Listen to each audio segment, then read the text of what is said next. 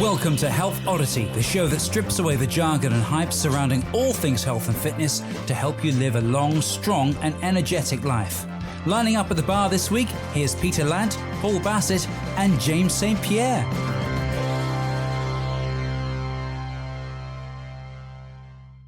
Hello and welcome to Health Oddity. It's podcast 53. We're joined today with a very special guest who's returning. We first spoke to him in January, so we're very excited about this. Got some questions, and he actually has the award. If we were to give out awards, he have the award for probably the most referenced individual on this podcast, whether it's quotes or just to complain about how hard he makes us work. But I'll get onto that in a second. I'm just going to say hey to Peter. How are you doing? I'm all right. I'm just going to say return of the Mac, and it's not Mark Morrison. But there you go. Oh my God. Old enough to remember. I love that song. Right. Well, we can get on with some bogling later. I briefly worked with Aswad. I'll leave it there. James, how are you doing? I'm very, very good. We've just had a fantastic weekend with Dan John over, and myself and Pete spent some time with him. So I'm fired up and looking forward to this episode and catching up with Paul. Well, have we said? Sorry. Hey, I mean, the big reveal is gone. Sorry, catching up with someone again. I'm looking forward to this. So we've got Paul and we've got Mac. Who could it be? Right. Well, okay. Well, it's Paul McIlroy. Welcome, Paul. How are you doing? Yeah, I'm doing good. Fantastic. Yeah, that was that veiled introduction. Didn't last for long. No. Well, I mean, it's good to be back. Good to be back, and that's it. It was episode 22 when we last spoke to you, and if you haven't listened to that, then you should do. So go back to episode 22. That was back in January of this year. Listen to it on Spotify, YouTube. We obviously video these things as well, so check those out. So if you haven't subscribed to the podcast, do so. But it was a great chat in which basically Paul introduced his system of thinking, really, which has kind of culminated in the creation of the Amazing 12, which is not only a program that everyday person can go and take part in, but it's also something that instructors train themselves up to become better instructors. It's something I personally run in my facility, and it's very successful for me, and it gets great results. And so we go into depth in that podcast around that system. But we had so many questions. The thing is Paul thinks very differently about the way you should approach strength training and just physical betterment in general. And so many questions just arise through conversation. And today is just an opportunity to kind of maybe go over some of those things in a bit more detail. And he left us on an interesting kind of, like Charles Dickens used to have these endings of each chapter so that you would have to read the next one. And this is very much the same today. So it's about the mechanics of strength. How do you develop a strong individual? What are people doing that's wrong? How can you do it differently? What is the methodology that's most effective? I mean, there's so many questions we can go into it. But Paul, welcome to the show again. Thanks for coming back. Thank you. It's good to be here. I'm glad to be back, guys. Glad to be back. So I don't know why I'm talking in an American accent. I'm from Ireland. So, I mean, when we last spoke, we went into depth on the Amazing 12, and we went into some of the concepts around why it's such an effective program. And we talked about this principle of comfort expansion. Mm-hmm. And I know the program through my own experience of running it. And I see people really grow and thrive. And many of those individuals have never really done a strength training program before. They've never been consistent as individuals. And whenever they've gone into the gym, it's very much random. But there's also people who are very experienced who come into that program and see excellent results as well, because, perhaps they've never really optimized their strength training. I suppose a good place to start is, what captivates you about strength training and what makes it such a deep subject for you? What captivates me about it? Yeah. Everything. That's the short answer. See you later. Goodbye. Every damn thing. Thanks for coming. No, I hope you got as much out of this as I did. No, it's kind of been a microcosm for my whole life. Strength's been so important to me on every level, personally, professionally, pretty much on every level of success that I've ever had. And I mean, I haven't always been successful at everything that I've ever done, just like every human being. And if I can draw a direct correlation between any one variable and success and failure, it's strength and weakness, right? And that can be physical strength, it can be emotional strength, it can be mental strength. And it can be it's often a combination of all three of those things we're asked to display in varying ratios depending on the task. It's more often than not emotional strength, just in everyday life. So strength in general, I know I'm going off on a tangent again, don't worry, I'll reel it into the actual bare bones of physical training for contractile muscular strength. But just on a broader overview, you asked me quite a metaphysical question, so I'm not going to get completely into the physical answer straight off the bat. Strength is a 360-degree master quality of humanity. It is, you know, and I might not agree with everything that, you know, like a lot of people in different organizations espouse that mantra, and I might not agree with all that they say, but I certainly agree with that. That much is true, right? If you are stronger, everything is easier, right? That's what's so captivating about it, to get straight to your question. That's what captivated me about it. The fact that, and then the realization, and this is segueing into the mechanics of it, the realization that there's so much more of it within all of us than we ever knew possible. At any one time, without actually going through the process of building something new, there is a reservoir of supra maximal strength, be that mental, physical, or emotional, and all three at once, in any of us at any one time. The realization of that came to me early in life when I had to face certain physical, mental, and emotional challenges that I had previously previously capitulated in an attempt to be successful in overcoming certain things.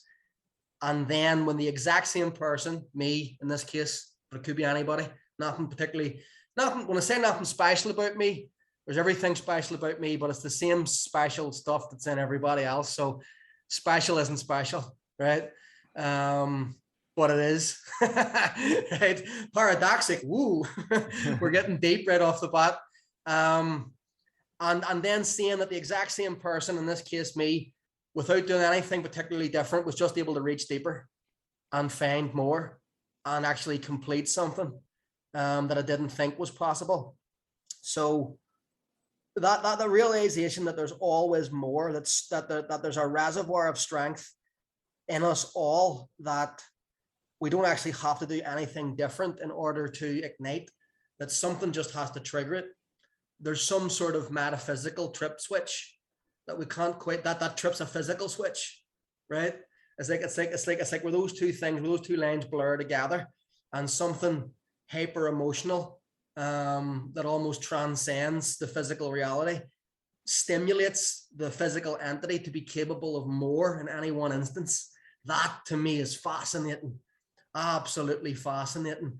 And it can come right down to the physical bare bones of actual mechanical strength. And here we go, because did you like it?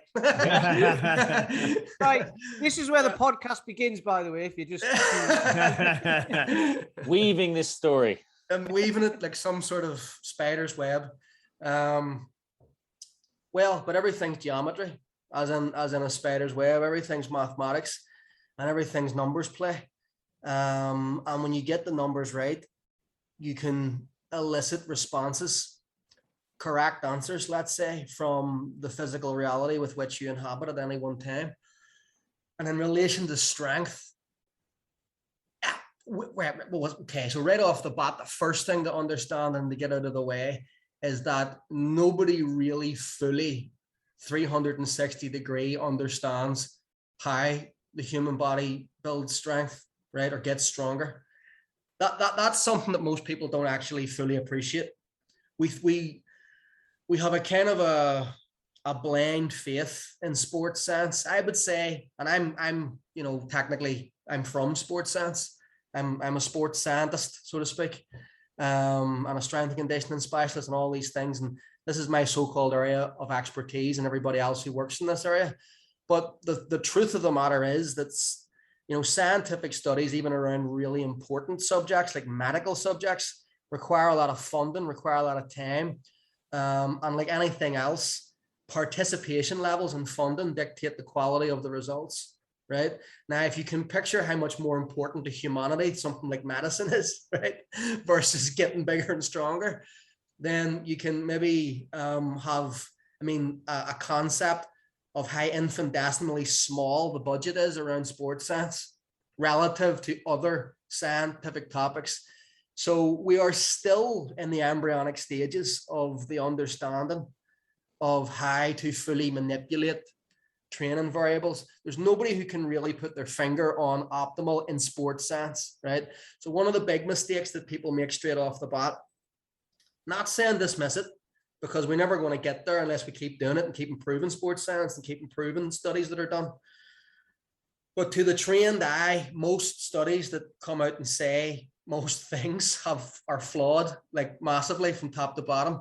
And when you break them down, especially the epidemiological studies, there's so many variables that aren't accounted for, or so many nuanced perspectives that aren't highlighted, that it really makes the point moot almost, right? Now, that's not to say we don't understand certain things and understand them very well. We do, but there's still a mystery. There's still a level of mystery, like magic and mystery is kind of science that hasn't been fully understood yet, right? Yep. But that's not to say it's not magical, right? There's always a metaphysical aspect of the physical reality, and every time we physicalize a metaphysical, there's a metaphysical there's something outside of that that's metaphysically not understood again. Okay, so reality and what that represents and what our understanding of everything in life, but especially sports science, represents is a movable feast, right? It's like everything. We once thought the earth was flat. Now that's ridiculous to most people, right? We once thought that, a man couldn't run a sub 4 minute mile, and now that's ridiculous because there's kids in high school that are able to do it, right? Exceptional kids, but nonetheless, it's not, we've come a long way since Roger Bannister in 1954. So how we get stronger and the mechanics of that isn't fully understood. That's the base that we must start from when talking about this. But the two areas that have been kind of researched most or understood most as to how the human body improves in strength is myofibril thickening and increased neurological efficiency, right? So I'm proposing a subsect which doesn't supersede or sit parallel to those, but that is interwoven into the fabric of both and serves both equally well. A subtext that isn't understood, or that isn't understood, but that hasn't really been looked at or considered as deeply as the other two. It's almost the why inside the how, if that makes any sense. And once you understand that, it's like learning ABC, and this word means chair, and that, and that's a chair, but then learning how to actually a dialect and how to actually interact with human beings. There's a subtlety to it that's different than just the mechanics of 1 + 1 = 2. Okay, so myofibril thickening is essentially the breakdown of muscular proteins, actin and myosin, and muscle, which makes up muscle fiber, and the thickening of that happens subsequent to a period of supercompensation, i.e. when you rest, your body has a chance to recover and release or put mechanisms into place which help you recover, which is sped on by the fuel or the building blocks that you put into your mouth, most notably protein, okay, which are broken down into amino acids and polypeptides and all that lovely stuff that nobody cares about, but it does its thing. on a cellular level, and everybody gets bigger, and as a result gets stronger, because even with the same level of muscular innovation, i.e. the amount of electrical juice that you can, or the amount of muscle fibers that a motor unit can innervate, okay, a bigger muscle fiber will produce, all other things being equal, will produce more force. Okay, so one of the lowest hanging fruit, so to speak, ways to get stronger is to get bigger, right? However, that becomes then increasingly harder over time beyond a certain point, especially if you're natural. Well, there's a number of compounding factors that exist all the way. Human beings and their ability to build muscle and their ability to get stronger from that increased muscle size exist on a continuum, as most things in reality does. And, you know, let's say all the way from super genetically advantaged male in the prime of their life and prime testosterone levels between 21 and 25 or something on those lines, with a high preponderance of fast twitch muscle fibers and chemically enhanced to an optimal level, right? That is like the ultimate human being that we have right now. That's the easiest gainer. And right the way to a non-chemically enhanced, you know, elderly senior citizen female, right, who has let's say sub-average genetic ability even within her own age group and gender, right? So that's the scope essentially between able-bodied human beings, right, on Earth right now. And where you sit on that scope is going to be directly proportional to your ability to get bigger. And if you're not chemically enhanced, which most people aren't, and you know, something that I've never been, and anything that I've achieved has been naturally, so I have a good understanding of how to do it naturally. The game is different. The game is different when it comes to building muscle, but certainly increased muscle size is one quick way in most cases of increasing muscle force. And then the other way is increased neurological efficiency, i.e. getting more juice from the same size of muscle fibers, okay? And that can be seen in the sports of Olympic weightlifting and powerlifting, and even gymnastics and rock climbing and things like that, and boxing and MMA, where you've got lighter athletes who get stronger and stronger year in and year out without an appreciable or even negligible increase in lean body mass or any other type of body mass. You go about those two goals different ways programmatically when you're training for them. However, if you're not competing in or training for a weight division sport or a sport which is predicated on being light, for example, a jockey, a gymnast, a rock climber, you know, anything like that, there's not necessarily weight divisions for those sports, but you don't see many 200-pound Olympic gymnasts, okay, that are like over 6 feet tall. It just doesn't happen, right? You probably got a lot of guys here, you know, can do gymnastics well, but there's going to be a cutoff point, and the, you know, how far you go relative to your ability is going to be directly proportional to your physical size, right? So how you go about training for those things is different. However, the subtext that everybody's kind of either not understanding or fully brushing up on is the fact that, well, how do you increase those things? How do you increase muscle growth? What's the fastest way of doing that?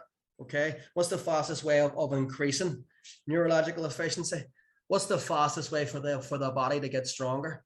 Well, one of the best ways is to not look at it as a process of building something new, whether it is or not, whether it's improved neurological efficiency or whether it's a combination of that and myofibril thickening as a result of whatever the loading parameters that you're using within your programmatic variables, i.e. is the training weighted towards growth? Is the training weighted towards strength without growth?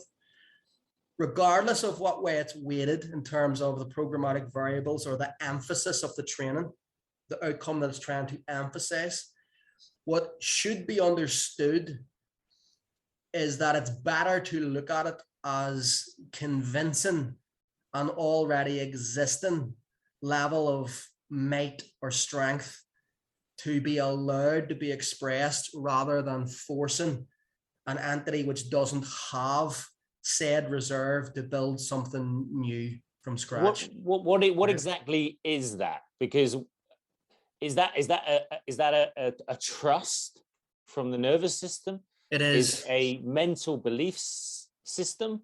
It's all of the above, but really what it is a communication with the central nervous system. Now it helps to think of the central nervous system as a separate entity, and in some ways it is. Really, it's not. You are your central nervous system, and your central nervous system is you.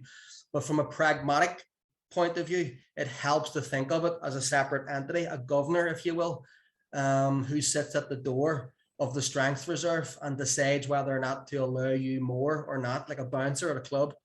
You're gonna be far more successful. You'll catch more. You'll catch more flies with honey, right? You'll be far more successful trying to convince and joke your way past the bouncer than you are to physically force your way past the door stuff, right? So that's kind of an analogy, right? An everyday kind of analogy, way to think about it. And in many ways, that kind of is a good fit, because we know that the human body is capable of exerting superhuman levels of physical force, not at a whim, but at a whim to the CNS, like not at the whim of your free will, but at a whim of almost like a subsect separate entity that sits within you called the central nervous system, which decides, now it's time to make you superhuman for a second here so that we can survive this, or whatever the case may be. We've all heard the pop culture stories of people deadlifting cars off children to save them. And these things aren't urban myths. Obviously, there's probably a degree of exaggeration in some of them. But, with the advent of the video era, there's even videos of people actually doing things. I remember seeing a video of a guy lifting a helicopter to save his friend who was was trapped inside this helicopter. Absolutely remarkable. There was a program, I think on the Discovery Channel or something along those lines, Nat Geo or something like that, where there was a guy trapped underneath a boulder, a rock climber, and his muscles were torn upon impact, and his thorax was broken, and one of his arms was fractured, right? And for a long time he was just trapped, and he was getting increasingly more dehydrated and weaker and weaker and weaker. So with every passing minute, he was in a more sub-maximal environment to execute maximum strength, right? It's not like he was optimally warmed up. He's going out to the bench press and he's about to sniff some smelling salts and everything's perfectly balanced. And when it mattered most and he had the physical least, he got the rock off himself, right? He was able to move it by a couple of centimeters, enough for him to slide out. And he wasn't able to do that before. And he unofficially shattered every partial bench press style, like pin press record ever known to mankind, and he did so with not a particularly strong body and broken and dehydrated, right? So there's nobody really knows how much reserve our CNS has within itself. Okay, it's all about electrical innovation. And there's been anecdotal stories of guys getting electrocuted on the electric chair and they tear the chair apart. Doesn't happen all the time, but what you're seeing there is something maybe going wrong with old school equipment or something like that, and a human being's motor units being maximally innervated artificially, and then that's where the stories come from of people being demonically possessed and coming back to life and tearing things apart. That was an evil guy, and it was a guy who was, maybe he was an evil guy, but that was demonstrating maximal muscular innervation, albeit for a brief moment. So it's all mechanics, and it's all finding ways to get more from more. And when we look at, so if it's a conversation, right? If it's a conversation, and it is, then you're not forcing a topic. So then the question becomes, well, what's the best way to have this conversation? What's the best conversation to have with this entity, right?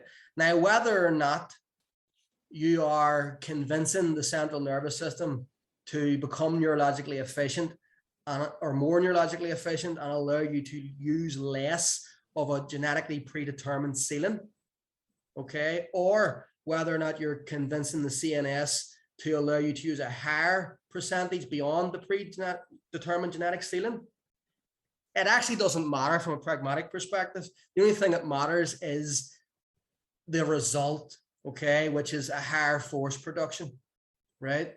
And we know that there is a ceiling because it's being tested. And that's actually one of the things that there is good sports science around, where, you know, it literally is cause and effect. You can't get it wrong. We are measuring maximum muscle innervation in a 1 rep max attempt when we're trying our hardest at certain static strength tasks. And it's been measured that in everyday individuals, or the average Joe on the street, 30% of the motor units available in the musculature. Now, that's not some sort of wordplay where you were doing a bench press, but you weren't using your legs a lot, right? That means the prime movers and the secondary movers in the movement, i.e. pecs, triceps, anterior delts. You're using 30% of the motor units that are available, right? With elite lifters as high as 50. Now, we're not sure, right? Whether it's chicken or egg there with the elite weightlifters, whether or not that's, you know, the reason why they're elite weightlifters, or at least one of the reasons, is because they have a higher genetic predetermined ceiling, or because the years and years of weight training have raised that ceiling.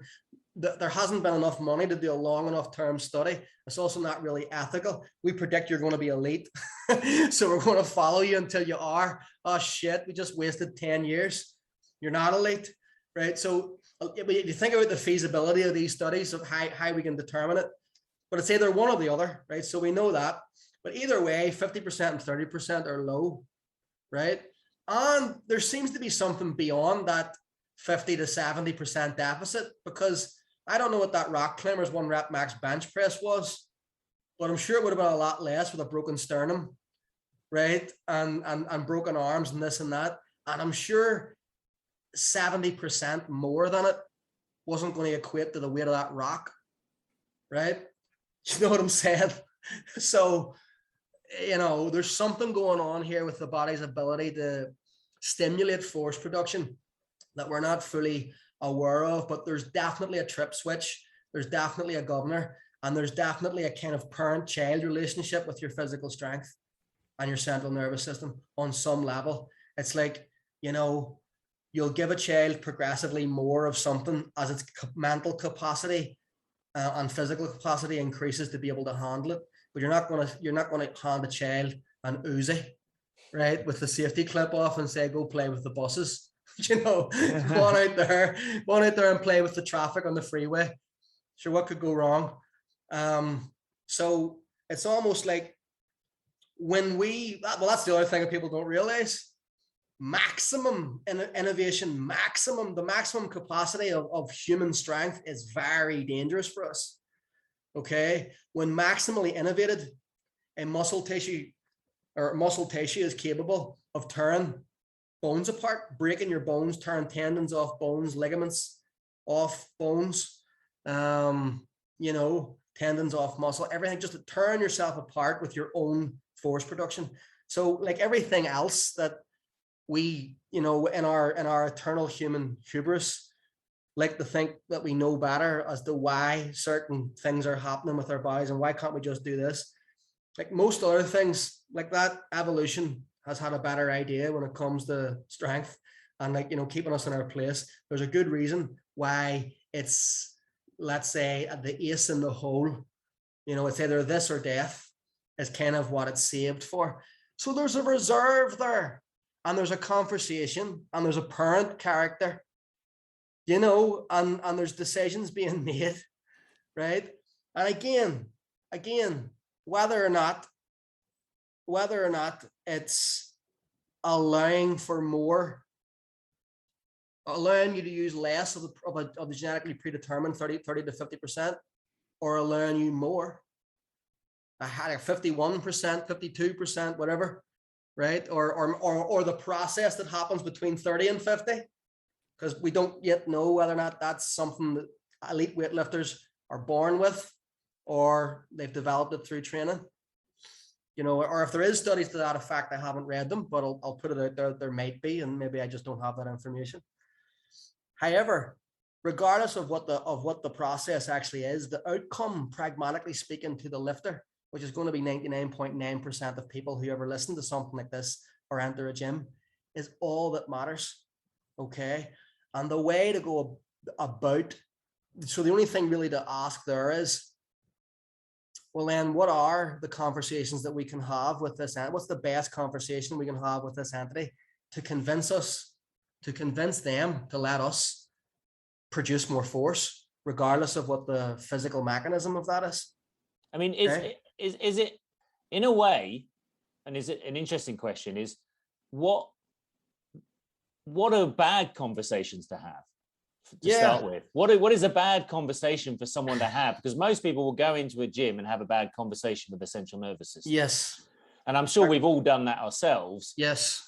What would you say a bad conversation would be? Well, funny enough, once you know what the bad conversation looks like, the good conversation just reveals itself, and vice versa, really, because they're the yin to each other's yang, and one is a direct polar reflection of the other.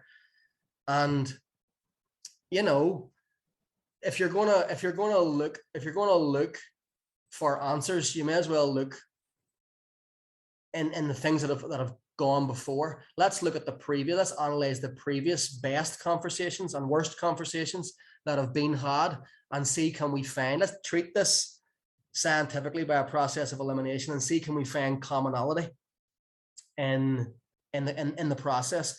So the first thing to note, which is what I've said previously or immediately previous to this, is that strength is perceived as dangerous by your central nervous system from an evolutionary perspective, right? And this will set up how and why the previous best strength programs and conversations therein that have been had via those programs have allowed people more and more strength to a higher degree than other programs, because either consciously or subconsciously, those programs understand, even if the creators of them didn't, and maybe they did, but maybe they didn't, that the central nervous system, the human body as an entity, perceives strength largely as something that's dangerous.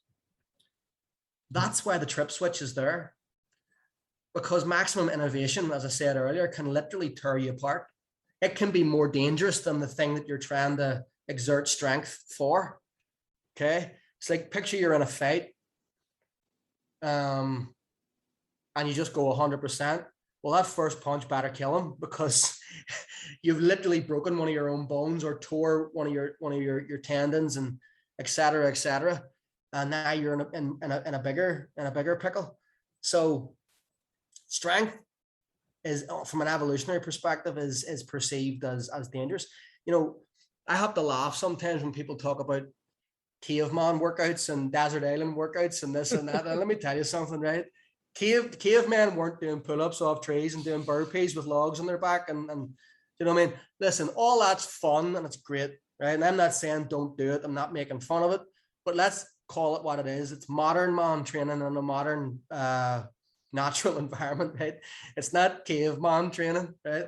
Cavemen did as little as humanly possible. Yeah. Cavemen did as little as humanly possible to not expend as much energy as possible, to not risk running their immune system down, to not risk getting their foot cut on a twig, because there's no such thing as antibiotics, to not risk getting hurt in a fight or a climb or this or that, right? People were probably ripped and probably naturally stronger, because testosterone levels are suspected to be higher in the Stone Age. There seems to be a linear regression in male testosterone levels all the way from the Stone Age right to today, which is depressing but true. And how do we know this? Well, we can see that's by observing the skeletons of ancient man and some of the testosterone related bone morphology of the skull, the jaw, the first to third digit, first to fourth digit ratio on the hands, okay, i.e. Index finger to ring finger length ratio, and bone densities and muscle attachments and different things. Okay, we can estimate to a large degree of accuracy, you know, how robust this man's system was at producing testosterone. And also by looking at, again, the second to fourth digit ratio, how much testosterone the individual, male or female, was exposed to in the 14th week of gestation in the womb. And this is with a 10,000-year-old skeleton or a 100,000-year-old. And we can do it today by looking at our own hands. It's fascinating. There's work by a guy called Dr. John Manning or Mannering, I think it's Manning.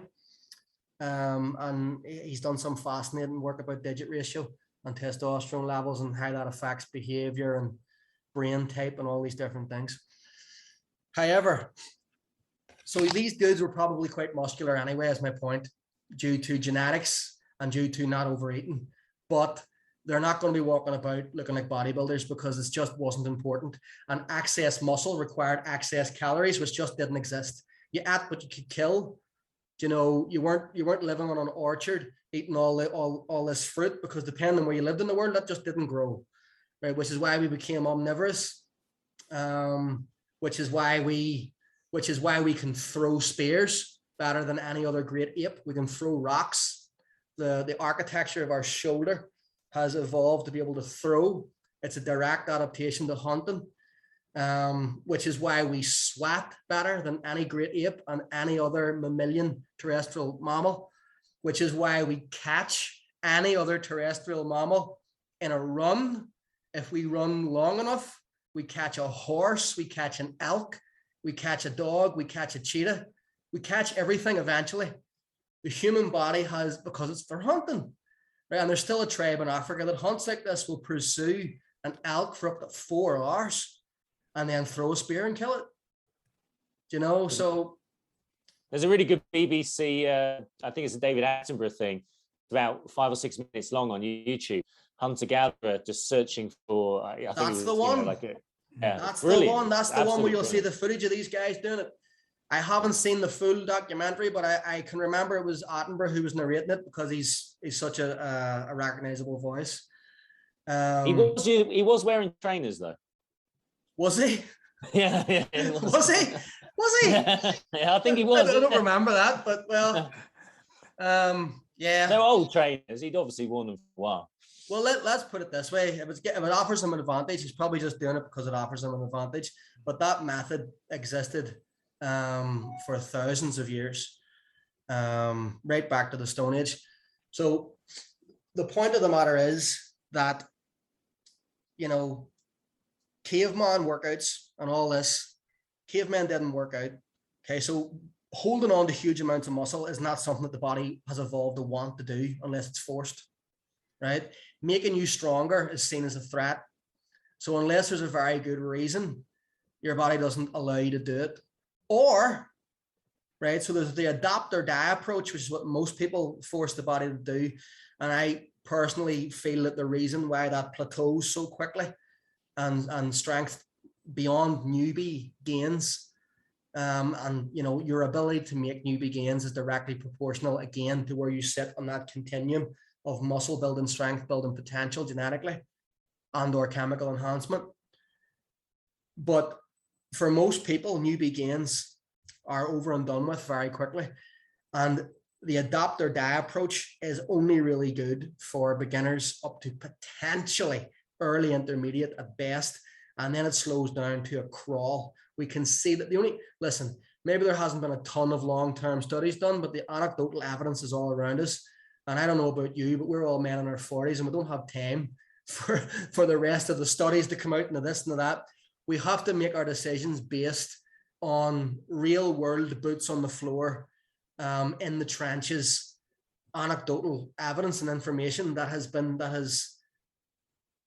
played out over decades at this point, okay? In the lab that is the gym, right? And been proven in the testing room that is the playing field, the battleground that is the ring, the field, the pitch, the this, the that, okay? I think, like you say, I mean, the potential for there to be an accurate study for any of this stuff, there's so many variables out there. It will never happen, will it? I mean, all the tests that you see done at universities tend to be with untrained individuals, don't they, in their 20s? Untrained college males, which may as well just say most optimal muscle building strength building group ever. You know, and you know, the results that come out of a 6-week study, regardless of what population it's looking at, or even an 8-week study, are largely irrelevant, because anybody with halfway decent genetics can make some sort of progress if they make a solid effort, especially in an environment like that, because people don't understand that you kind of want to do well. It's a regimented environment. You're coming in, there's other test subjects, men get competitive. So there's other variables that you might not even know about, that they're going away and starting to take supplements or other things, and I'm going to sign this to say, honest to goodness, I'm not going to change my diet, but then my mate's gaining muscle faster than I am. Human beings are going to do what human beings are going to do. And unless you're going to do something unethical, or make them sign up to something where they overtly agree to stay in a facility and be monitored, Big Brother style. And nobody has the money to do something like that for something like the bench press, right? We don't even have money to do that for things like cancer, right? Which is infinitely more important than how to improve your overhead press strength, your deadlift, right? So it's naive to think that these studies are showing anything other than what they show, right? So just be very sure that what they show is what they show, and that you understand what they show and take it for what it means, but nothing more than what it means, okay? It's like the Instagram photos of a 14-year-old boy and then a 24-year-old man, and look at the muscle transformation. Yeah, I know. I know. And what about the endocrine transformation that nature provided you with? And then on top of that, you probably artificially enhanced that again. If you hadn't lifted weights at all, if I showed you a picture of me when I was 14, right? Listen, I was still a boy up until 18, pretty much. I was a boy physically. I was actually getting worried. I went to the doctor, like, what's going on? All my friends are this and that, and their voices are this and that, and their this is this and that, and mine just not. Just no hair, no nothing, no deep voice, no muscles, short, skinny. When I was 16 years old, I was 5'7" and 106 pounds. Right? I'm bigger than that now. I'm a wee bit bigger than that now. And I had a squeaky voice and all this, and there was no body hair, and so a body weight deadlift means nothing really. Even if you're a more normal teenager than that, and you're not such a late developer. It happened all at once, and then I was like, whoa, what? Because I kind of enjoyed an athletic advantage as a preteen among my peer group, things like sprinting and different sports, and then it went away in my teenage years, and I was distraught by this. But imagine going from the number one this and that to like the number 5 or 6, getting beat by people who you used to beat at different things, losing in fights even to kids whose asses used to kick quite easily. But now they're head and shoulders taller than you, and they've got muscles, and they're 3 stone heavier, and they've got a deep voice. But then it all just came back all of a sudden. And again, it felt more like preteen in terms of the percentage differences. So yeah, those pictures on Instagram are bullshit. Unless you're talking about a human being who was at adult maturity and who wasn't chemically enhanced, then, so, but it's the adapt or die response, which most people apply to trying to force the central nervous system to adapt or die. And this will only work up to a finite point, and we see that all the time. Is that failure? Is you calling that muscular failure, or what do you mean exactly? Yeah. You're training the muscular failure or beyond. You're doing intensification methods as a means, like, drop sets, forced eccentrics, forced reps, going to failure, and then, supra maximal techniques like forced reps and things like that to go beyond failure and all this. It's not to say failure doesn't work. Like, for example, there's a lot of studies, and this is another example of how an uneducated interpretation of a scientific study can lead to misleading information on the outcomes. Most studies which study failure-based training versus submaximal non-failure-based training come out in favor of the failure-based training in terms of both strength and muscular hypertrophy. And that's because most studies that do it are doing it with untrained college age males for 6 to 8 weeks, right? And if you've got a highly responsive group like that who's pushing hard for the first time ever, they're going to gain faster than people who aren't, right? But that is irrelevant to almost everybody who trains, because beyond 6 weeks, it's not you anymore. Beyond a certain age, it's not you anymore. And outside of a single gender, it's not you anymore. So we have to look at this in a more 360-degree way and ask, well, that's great, but where does the ultimate destination of this training lie, right?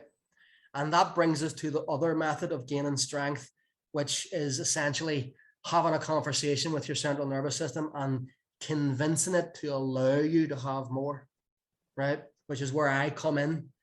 But I come in on top of the shoulders of giants as well, even though the way I speak about it is different, even though I believe, which I haven't explained yet, but I will, the progression on the best currently espoused ideas on the topic, those ideas still preceded my ideas and provided the foundation for my thinking about how to progress them and take the next step. It's like everything else in humanity. If you're going to endeavor to do something for a living, you must endeavor to do two things. You must endeavor to study the best that has come before you, understand why it's the best and why other things weren't, and then dare to be bold enough to offer a progression on the previous best ideas. This is how we've single-handedly ascended from the cave to the iPhone, right? So applying that to strength, the first place to look is the history of previous best ideas. Where do we find them? We find them where the people have been getting stronger beyond 6 weeks, right? We find them where people have been getting stronger for years, sometimes for decades, back to back. We find them in the strongest men and women in the world. And, some people scoff at that because they think, well, these are genetically superhumans and this and that. Yes, fair enough. Maybe they are, but guess what? They're competing against other genetic superhumans, and they are the forerunners of human performance in this modality that you're trying to improve called strength. So maybe them and their coaches have figured out something that you and your bodybuilding magazine that you bought for $3.99 off a shelf in Easton's doesn't know yet. So let's have a look at something that maybe you haven't heard on a bodybuilding forum from a 16-year-old claiming to know everything.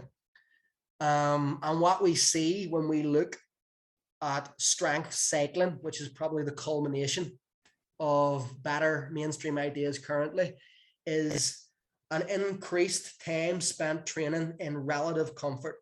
Think about a typical strength cycle for powerlifting or Olympic weightlifting or strongman.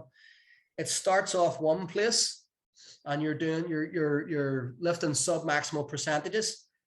And there's a difference between 80% of an 80% load and an 80% effort. That's just, I know I'm shooting from one place to the next, but as I'm going to try and pick things off. When I talk about percentages and proximity to max, I'm talking about not only the weight, I'm also talking about percentage of maximum effort with that weight. So strength cycling sees both sub-maximal loads used, i.e. anything less than 100%, and the sub-maximal effort made with said load, i.e. leaving reps in the tank, okay? Or performing that set at a lower RPE than failure, okay? And it's quite a distal proximity to maximum initially, and it gets progressively closer and closer over the weeks and weeks, but it never touches it until the day of the competition. And that's when you go 100%, right? What I find interesting about those two things, and particularly you and your own training and some of your own strength feats, is you have on one hand, you can correct me if I'm wrong, on one hand you have something that's very objective, which is as you put a heavier weight on, it's something very real. But then we're talking about this relative perceived exertion, which is very internal. Yeah. And there is obviously a mathematical equation, because you can take a max and then you can do what you expect a relative perceived exertion of 80% would be. But one requires the individual to be very active in that process. Yep. So how do you navigate that when you're when you're making calculations? The Well, RPE. Well, it's one of the reasons why when I work with online clients, 2 of which are on this call, hey Pete, hey Paul, Hello. 2 little birdies sitting on a wall. James, what's keeping you? The peer pressure. You know what I mean? But anyway, my CNS is sensing fear. listen, the only thing I see on your horizon is mighty strength. But I can actually draw on the training of both yourself, Paul, and Peter, and the RP in general. It's one of the reasons why I require my online clients to send me videos, so that no matter what your perception, so no matter what your rate of perceived exertion is, I can tell you what it actually is. Because so perception of difficulty is a very arbitrary, subjective variable, and it's directly proportional to an individual's pain threshold, or maybe not even so much pain threshold as just perception of pain. You can have a very high pain threshold, but perceive it quicker than other people. That makes any sense. Like somebody can feel that it's sore than the next guy, but hold up to it for longer. Maybe does that make any sense? Yeah. Okay, so the waters get muddy, but one of the best ways to self-diagnose this is bar speed or bell speed, rep speed, rate of force exertion. Okay, relative to the maximum rate of force exertion, which probably happened early on in the set. Okay, so once you start to feel a significant drop off in rep speed, the RPE is going up, right? Now that's quite an arbitrary general catch-all. I don't really like those. I like to be a bit more accurate than that. However, someone would experience it very, very acutely if they were doing the Amazing 12. Yep. Particularly in the big lifts that you do within the main 5-day week program or the Express. Yep. I definitely see that on week to week, session to session, that Yep. interplay between the load and their perceived exertion in the numbers that they record. 100%. And the real trick to getting stronger, I'm jumping ahead of myself here, but well, I'll not because I want to set it up better. But back to RPE for a second, a more concrete way to measure it, at least in singularity, is to test a certain weight for rep maximum, and the best, probably easiest all around to keep the mathematics simple for people, is a 10 RM, which is, if you have an average fiber distribution between slow and fast twitch, is likely to be approximately 75% of whatever your 1 rep maximum is. Now, that depends on how primed you were for your 1 rep maximum, how much skill you have, and the higher percentages and things like that. But generally speaking, a 10 RM is in the ballpark of 75% of your 1 RM. But regardless of the percentage, if you know you can do 10 reps with something, it's very easy then to work out what a 5 RPE is in your first set, because it's 5 reps, right? It's literally a 50% effort. It can't be anything else, right? Now, where that gets tricky is the RPE will raise in direct proportion to local muscular fatigue over a projected number of sets in any one workout. So what represents, if you're going for a 50% effort, right, a 50% RPE on every set, I'm just pulling that number. That's not particularly important. I'm just pulling that number out. Even we can say 80% or 70%, whatever percentage you want. Whatever number that represents at the start, you can accurately determine by knowing, what your rep maximum is with that particular weight. Especially if it's a double-digit rep number, you can more accurately know, right? From there, you must understand that you can always make the same percentage effort, regardless of how tired you get. But the number that it represents is going to get lower, right? Or you can keep on making the same number of reps, but the percentage effort that it's going to represent is going to get higher. Yeah. And in both those cases, your job is to make sure that it doesn't get so low that you're not doing any more reps, or that the effort doesn't get so high that the reps that you have preset don't hit too high up on the RPE scale, and don't take you to muscular failure. Now that's just a general guideline, and it's also something which only describes what happens in a single workout in singularity. It doesn't really tell you how to apply that in, over the course of a program, but it's a good piece of information to bear in mind as you're progressing. So if you were to do 3 sets of 5, you're adding 5 kilos every week, and then you found that you were struggling to get that 4th, 5th rep on the last set, you perhaps modulate your perceived exertion by having a longer rest period or something like that to allow you to complete the reps. There's a number of things that you can do, but what you're describing, which is actually, I'm glad you said that, because it brings me back to what it was the point that I segued off for some reason. What you're describing there is traditional strength cycling, right? And that's a linear progression pattern that you're describing, and there's all different patterns. The patterns almost don't matter as much as the overall goal, which was, as I say, to start light in both percentage and proximity to maximum effort, and to cycle that up till those things converge on the day of the competition. Now, here's what I'm going to say. What I did essentially with my comfort zone expansion ethos was look at that very linear progression of progressively better ideas and look for the one common denominator in them all, and the one that jumps out the most in the most recent and best version, which is strength cycling.